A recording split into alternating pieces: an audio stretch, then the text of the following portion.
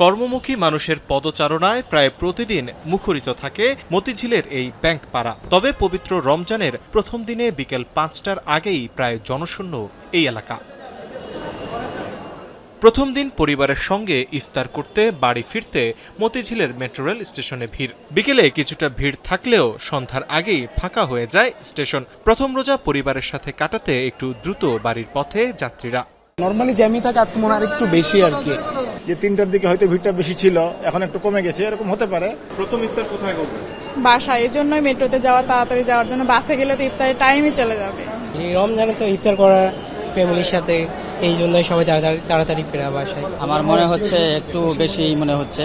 আগেও আমি কয়েকবার এসেছিলাম কিন্তু এত ভিড় পাই নাই, আজকে একটু ভিড় বেশি মনে হচ্ছে। অন্যান্য দিনের তুলনায় ভোগান্তিও ছিল কম। যাত্রী সংকটে অবসর সময় কাটাচ্ছেন রিকশা চালকরা।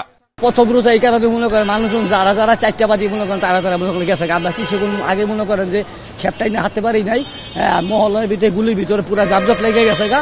এখন মনে করেন বাণিজ্য এলাকার ভিতরে মতিঝিল কোনো লোক নাই। তবে সংশ্লিষ্টরা বলছেন সময়ের সাথে সাথে বদলে যাবে এই চিত্র। ওভারঅল চিত্র হলো সকালের দিকে ভিড়টা একটু বেশি ছিল, ও বরাবর দুপুর টাইমে যে ভিড়টা হয় সেটা আজকে নাই। এটা সময় যত হবে ভিড়টা তত বাড়বে। প্রথম রোজা অনুযায়ী ভিড়টা খুবই কম, ক্যাজুয়াল টাইমে এরকম ভিড় থাকে না নর্মাল দিনে। তৌহিদুল তারেক, এখন, ঢাকা।